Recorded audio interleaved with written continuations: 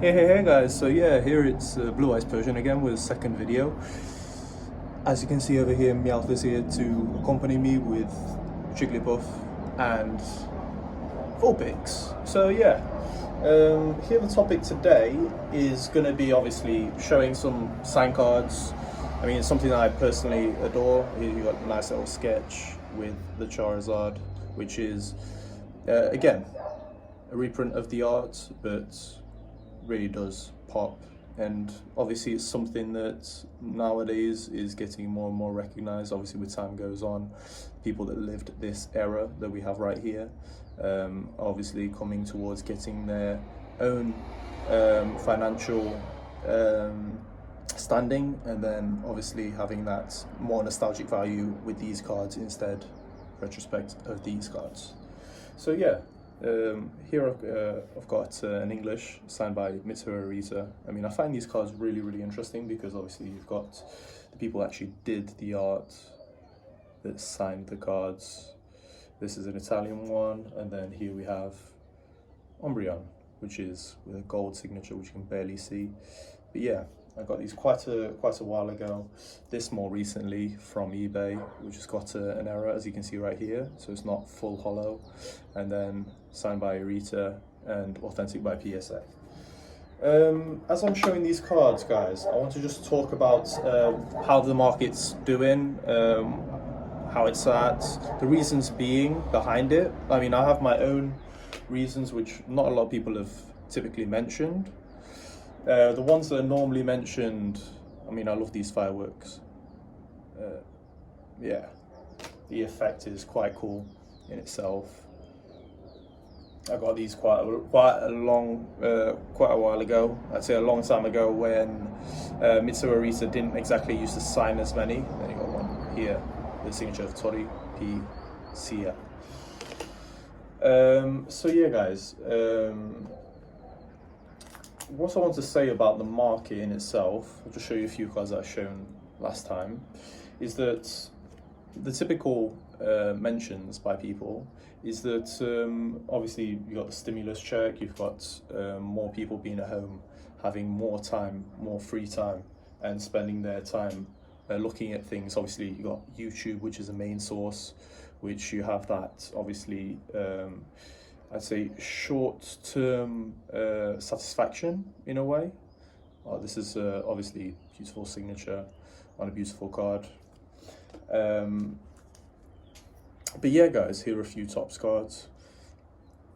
One of the things I normally say is that obviously people do that for the short-term pleasure and then obviously to feel better. And obviously with the economy being as negative as it is nowadays, it makes sense in a way that people are looking for, obviously looking towards shopping online and stuff like that. In actuality, here you've got the cards signed by obviously Veronica Ash Taylor. I really didn't know that it was a woman that did the voice when I was a kid, so you can easily imagine when we all found that out that it was a bit strange, but it just goes to show that she's so good and so professional in what she does as a voice actor. So I mean, I'm really proud about having these cards themselves because it's a beautiful representation of the anime. Obviously Adi Einstein, here we are. So yeah, probably butchered his name as well, so I'm not exactly the best at that. And a card that I'd love to show you guys, which I mentioned last time, which is the Dark Dragonite, signed by Wayne James Grayson. So you've got the crossover, as I mentioned, between the Yu-Gi-Oh and Pokemon, which I do enjoy a lot. It just goes to show that both animes were equally as valuable and made sense for the voice actors to do both. Obviously, why wouldn't you say no to work, but it's obviously going to be something that's of quality.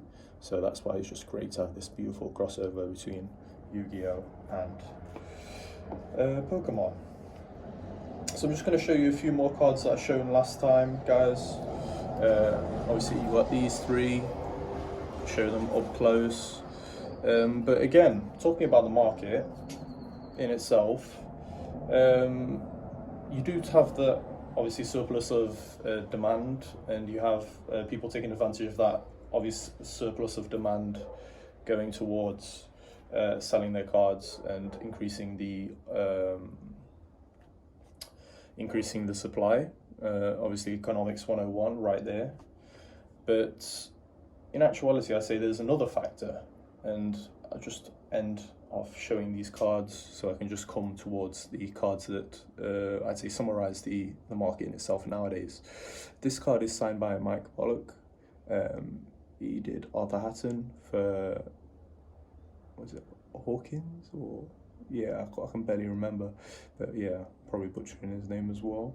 But yeah, he did Pokemon as well as a narrator later on, and a few other pieces and voice actor himself. I've got Charizard that's coming in, that's from that, obviously a base set Charizard that's coming in, signed by him as well, which has got a few of the pieces that he did. I'd say the main reason behind the market is obviously you come towards these PSA cards, which are obviously first ed, PSA 9. You look at the population is so limited. A lot of people for many years, we obviously took things for granted in thinking that obviously 200 PSA 9s means it's just a huge sum, and we just compare it to PSA 10s because obviously ultimately everyone wants a PSA 10. But then obviously 9s were overlooked for quite a long time.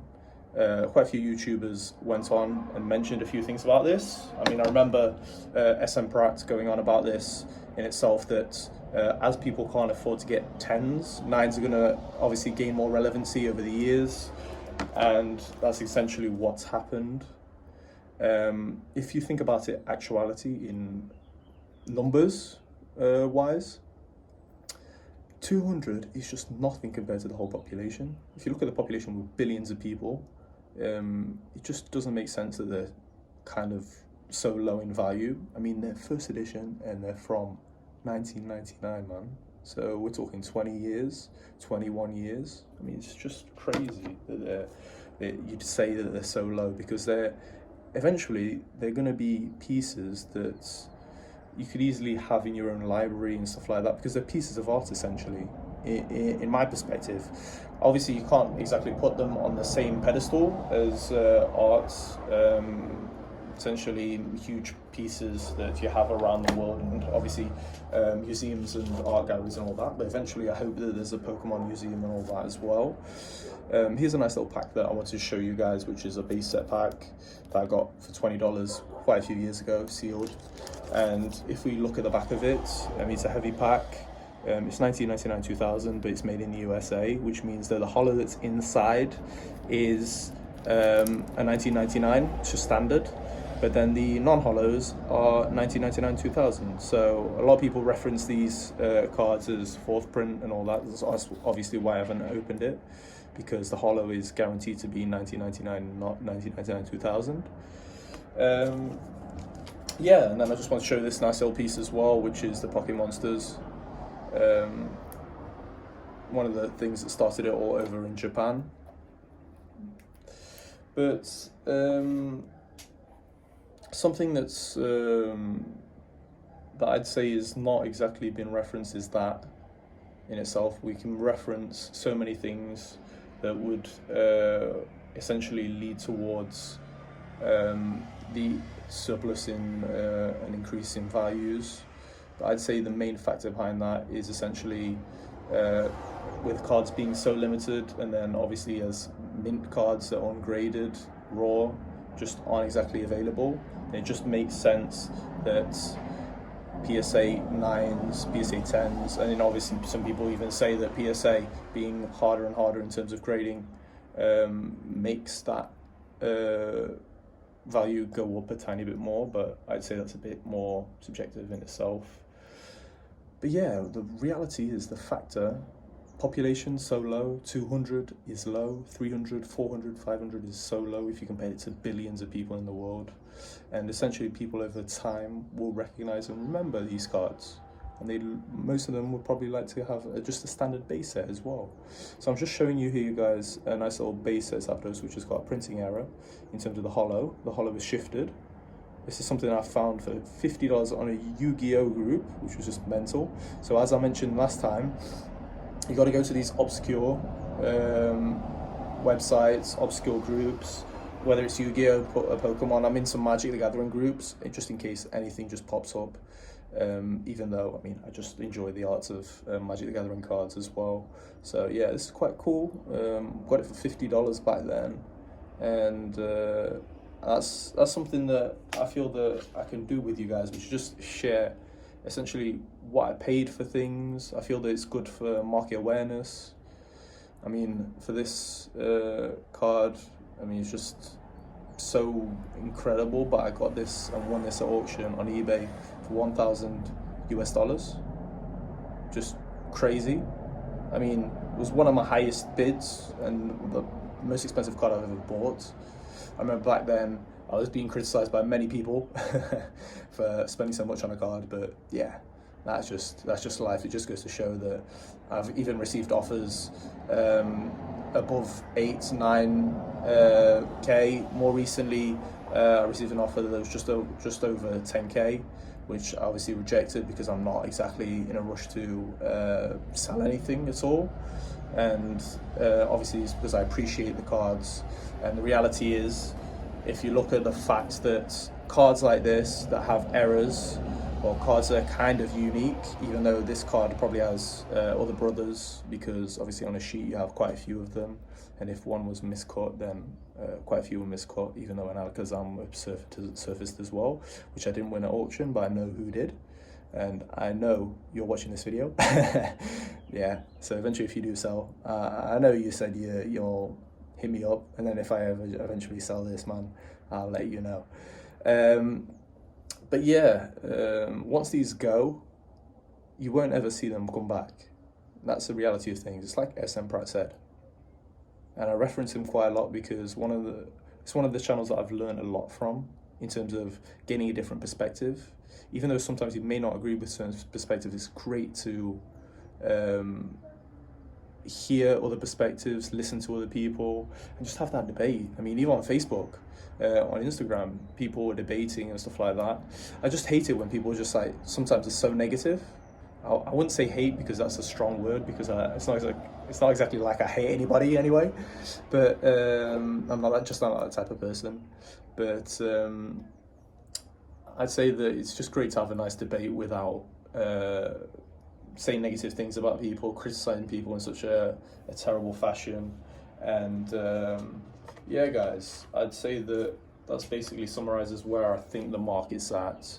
And I essentially would say that even though it would suffer a bit of a pullback, because that's just standard, because this is obviously an outside and obviously something that's not normal to happen. I mean, it hasn't happened in 100 years, a pandemic like this.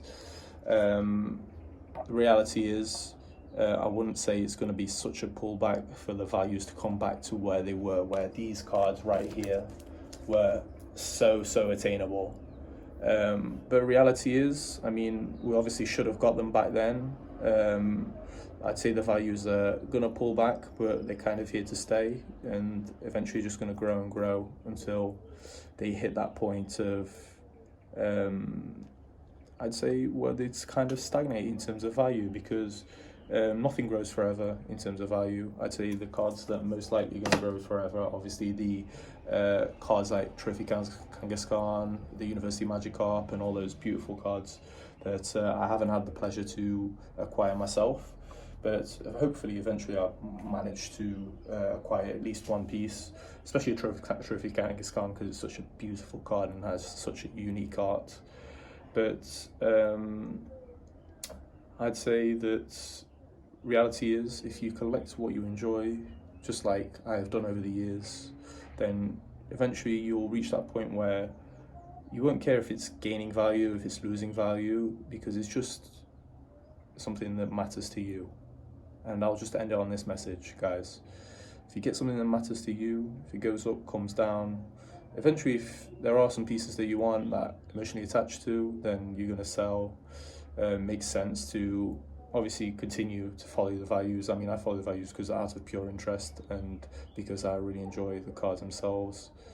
But yeah, if you're buying for the fact of buying and selling, then eventually it's going to run out.